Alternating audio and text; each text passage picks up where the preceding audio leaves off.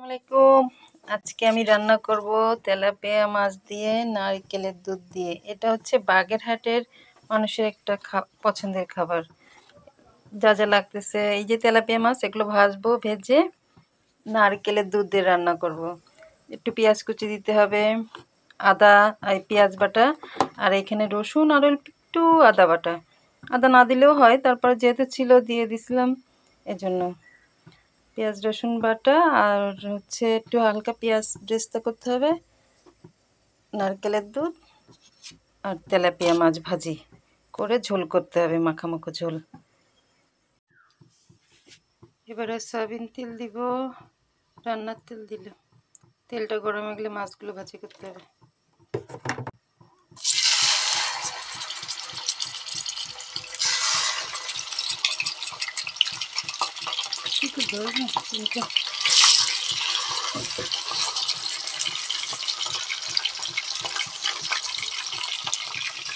মাছগুলো সব ভেজে তারপর রান্না শুরু করব।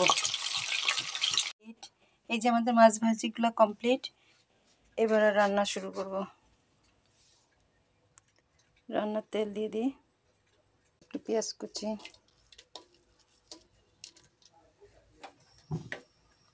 এই পেঁয়াজটা যখন হালকা একটু ব্রাউন কালার চলে আসবে তখন হচ্ছে বাটা মশলা দিব।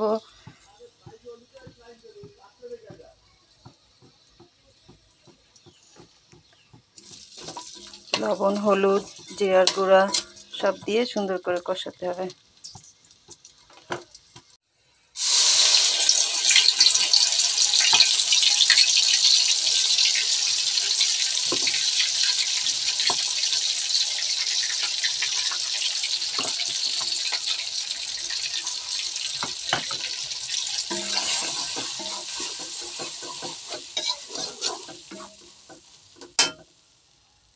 পেঁয়াজ বাটা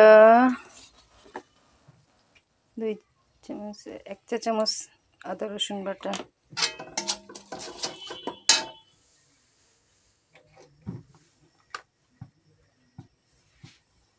এক চামচ ঝালের গুঁড়ি,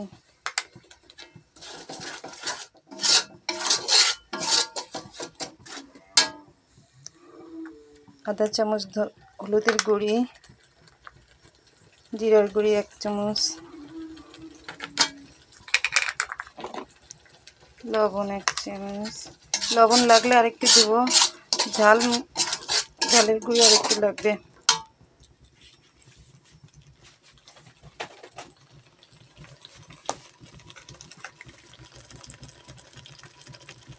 আর 1 চামচ ঝালের গুঁড়ি, টোটাল 2 চামচ ঝালের গুঁড়ি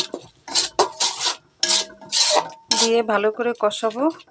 কষায় তেল ফুটে গেলে তখন হচ্ছে মাছগুলো দিব, দিয়ে নারকেলের দুধ দিয়ে ঝোল করব। এটা হচ্ছে বাগেরহাটের খাবার। আমরা যেহেতু বাগেরহাটের মানুষ, নারকেলের দুধটা খুব পছন্দ করি, এই জন্য বাবু আমরা নারকেলের দুধ দিয়ে বেশি রান্না বান্না করি। আমাদের প্রায় খাবারে নারকেলের দুধ থাকে। হালকা একটু পানি দিয়ে নিলাম, পানি দিয়ে মশলাটা কষে নেব।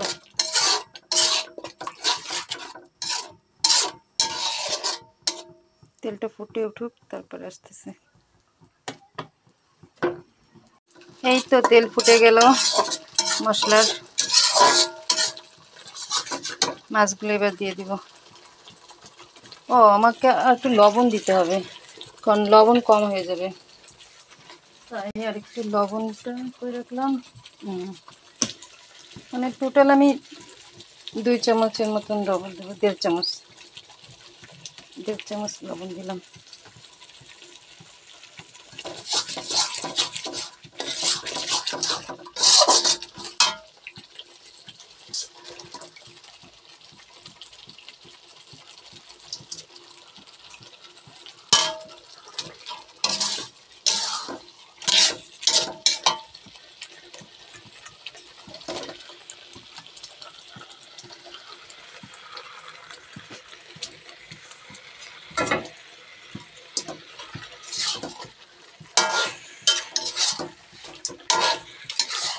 আলতো করে নাড়াতে হবে যাতে ভেঙে না যায় মাছগুলো।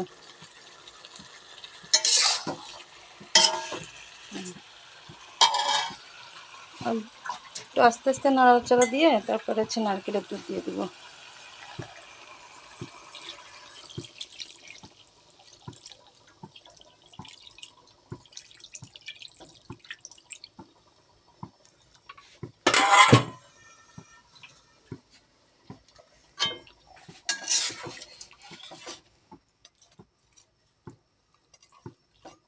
এর ঢাকা লাগবে না, এমনিতে তো হয়ে যাবে। ঢাকবো না, না ঢেকেই রান্না করব। ঢাকা লাগবে না, এমনি মাছ তো ভাজাই আছে, মাছ তো ভাজা আছে, না ঢেকেই রান্না করব। মাছ ভাজি করা আছে, অতএব রান্নাটা হয়ে যাবে দ্রুত। কমপ্লিট আমার রান্না।